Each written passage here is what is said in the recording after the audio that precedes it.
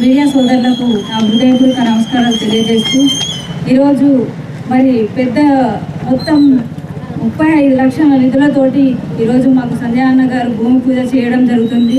వారికి మనస్ఫూర్తిగా ధన్యవాదాలు తెలియజేస్తూ ఉన్నాను.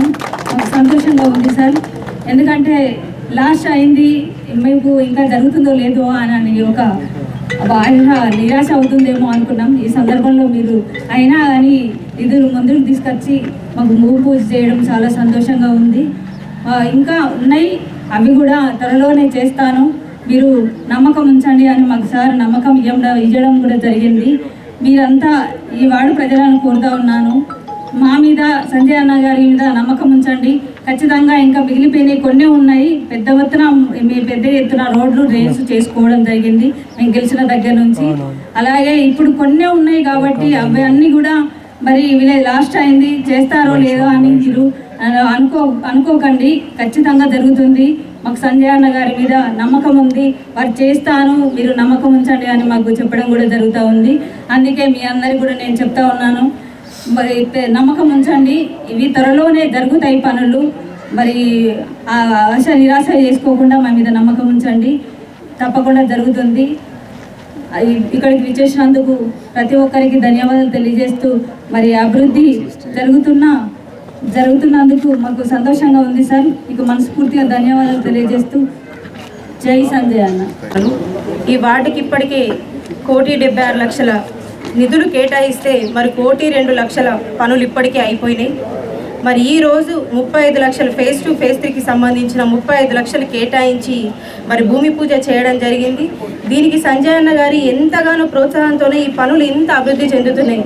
వార్డు ప్రజలు ఎవరు కూడా నిరాశ పడాల్సిన అవసరం లేదు. ఈ 48 వార్డులకు సంబంధించిన ఏ ప్రజలైనా నిరాశ పడాల్సిన అవసరం 1% కూడా లేదు. ఎందుకంటే ఇప్పటికీ ఇక్కడ ఎన్నో 2 BHK వచ్చుంటాయి, డబుల్ బెడ్రూమ్ ఇల్లు. ఇక్కడ మొత్తం రైతులే ఉంటారు, రైతులకు సంబంధించిన వార్డు ఇది. సో దీన్ని మున్సిపాలిటీలో కలిపినప్పుడు ప్రజలు ఎంత సంతోషంగా ఉన్నారు. దాని తర్వాత మరి ఇక్కడ రోడ్లు కానీ మోర్లు కానీ లేక చాలా ఇబ్బంది పడుతున్నారు. నేను లాస్ట్ టైం వచ్చినప్పుడు కూడా చూసినప్పుడు సంజయ్ అన్న కూడా ఒకటే చెప్పారు, తొందరగా అభివృద్ధి కార్యక్రమాలు చేయాలి అని చెప్పేసి. మేము ఉన్నంత వరకు చేయాలి, మేము అయిపోయిన తర్వాత కూడా చేయాలి. ఎప్పటికీ చేసే నిరంతరం ప్రక్రియ అనేది జరుగుతూ ఉంటుంది అభివృద్ధి అనేది. మరి ఇట్లాగే అభివృద్ధి కార్యక్రమాలు చేసుకోవాలి అని చెప్పేసి ఈ సందర్భంగా మరి సంజయ్ అన్నని మేము కోరుతున్నాము, ఇట్లాగే అభివృద్ధి కార్యక్రమాలు చేయాలని చెప్పేసి. ఇప్పటికే ఈ జగిత్యాల పట్టణంకి ఎన్నో నిధులు తీసుకొచ్చిర్రు, అభివృద్ధి కార్యక్రమాలు కూడా స్టార్ట్ చేసిర్రు. సెంట్రల్ గవర్నమెంట్ అయినా స్టేట్ గవర్నమెంట్ అయినా కలిసి పనిచేసి మనకి నిధులు తీసుకురావడం జరుగుతుంది. మరి దాంతోపాటు ఇంకొక శుభవార్త ఏంటంటే త్వరలోనే రేపటి నుంచి రేషన్ కార్డుల ప్రక్రియ కూడా స్టార్ట్ అవబోతుంది. కాబట్టి గత 10 సంవత్సరాల నుంచి వెళ్ళి మన తెలంగాణ రాష్ట్రానికి రేషన్ కార్డ్స్ లేవు. గతంలో కాంగ్రెస్ ప్రభుత్వం ఉన్నప్పుడు ఉన్నదంటే మళ్ళీ ఇప్పుడు కాంగ్రెస్ ప్రభుత్వం వచ్చిన తర్వాత మరి మనకి రేషన్ కార్డుల ప్రక్రియ స్టార్ట్ అవబోతుంది. కాబట్టి మరి అందరూ కూడా దయచేసి గవర్నమెంట్కి సహకరిస్తే ఒక్కొక్క పని జరుగుకుంటూ వెళ్తుందని చెప్పేసి సందర్భంగా తెలియజేస్తూ మరి సంజయ్ నచ్చిందే ఈ 48 వార్డు నియోజకవర్గం మొత్తం డెవలప్ చేద్దామని చెప్పేసి ఇప్పటికీ మీరు చూసుకుంటే తెలుస్తుంది ఇప్పుడు అచ్చి నుంచి ఎన్ని కోట్ల పనులు స్టార్ట్ అయినాయి అని చెప్పేసి. మరి అట్లాగే పనులు కూడా తొందరలో ప్రారంభం అన్ని ప్రతి ఒక్కటి చేస్తూ వెళ్తున్నారు.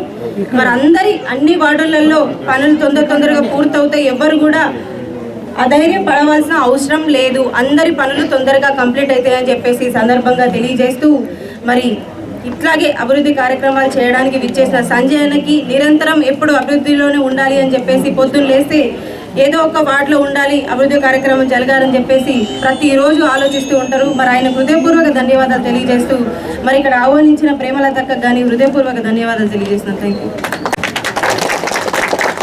పోయిన 5-6 ఏళ్ళల్లో ఎన్నిసార్లు వచ్చినా కానీ మాకు ఇక్కడ రోడ్డు కావాలి, ఇక్కడ ఈ మోరి కిందికి ఉండదని చెప్పి చాలాసార్లు చెప్పినప్పుడు ఒకటి చేస్తూ పోతున్నాం. ఇవాళ ఇక్కడ మన జగిత్యాల పట్టణ ఒటరి వాళ్ళకి వచ్చిన డబల్ బెడ్రూమ్ ఇల్లు ఈ ఉమ్మడి జిల్లాల ఎక్కడ ఎవరికి రాలేదని చెప్పి నేను సందర్భంగా బలంగా చెప్తాను. మెట్పల్లి కాడ కూడా కాలం పట్టి బోలెడు మంది ఒటరి వాళ్ళు గుడిసెలు వేసుకొని ఉంటారు. ఆ కాలంలో పట్టాలు ఇప్పించినప్పుడు ఆ పట్టాలు ఇచ్చిన నాయకుడు నాకు అత్యంత దగ్గర. నాకు అప్పటికెళ్ళి తెలిసిన మెట్పల్లి డాక్టర్ అట్లనే మట్టిపల్లి. మరి ఇక్కడ కూడా మీరు గుడిసెలు వేసుకొని ఉంటే 40 నుంచి 50 మందికి మన వాళ్ళకి ఇల్లు వచ్చినాయి అంటే 4 నుంచి 5 కోట్ల రూపాయలు మీ ఇళ్ళకి వచ్చినట్టు లెక్క. ఇంకా కొంతమందికి వస్తాయి. తమ చెల్లె చెప్పింది రేషన్ కార్డు లేదు, వాళ్ళకి రేషన్ కార్డులు వస్తాయి. ఈ రోడ్డు కూడా అవుతా ఉన్నది.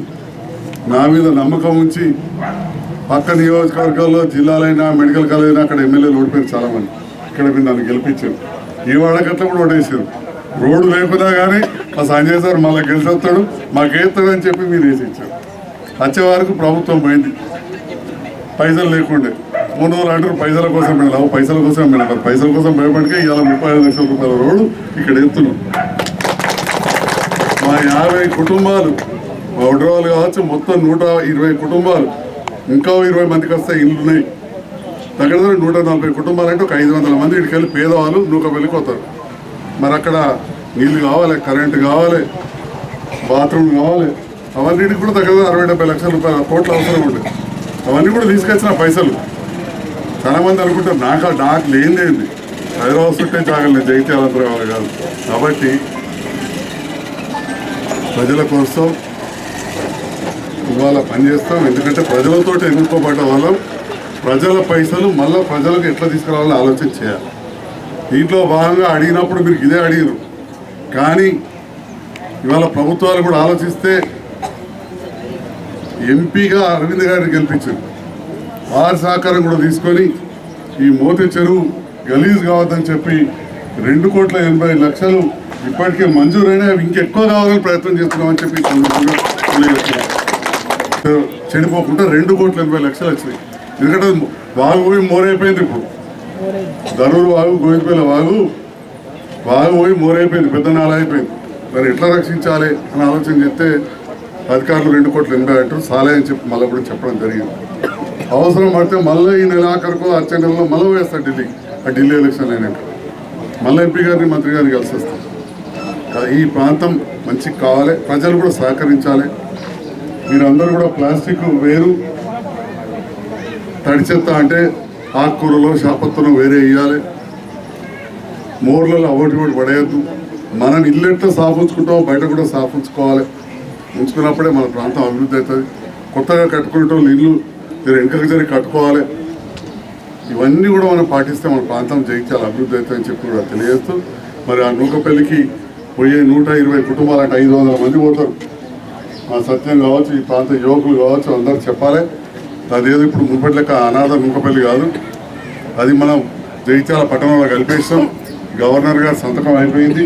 ఇక కాగితం వచ్చినాక అక్కడ నీళ్ళ వసతి కావచ్చు, అక్కడ కరెంటు వసతి కావచ్చు, అక్కడ రోడ్లు సాఫ్ కావచ్చు. మన జగిత్యాల మున్సిపల్ పరిధిలో ఈ పేదవాళ్ళకే పోతారు కాబట్టి చూసుకుంటారని చెప్పి కూడా తెలియజేస్తూ మరొకసారి ఆహ్వానించేందుకు ధన్యవాదాలు. థ్యాంక్ యూ అందరూ.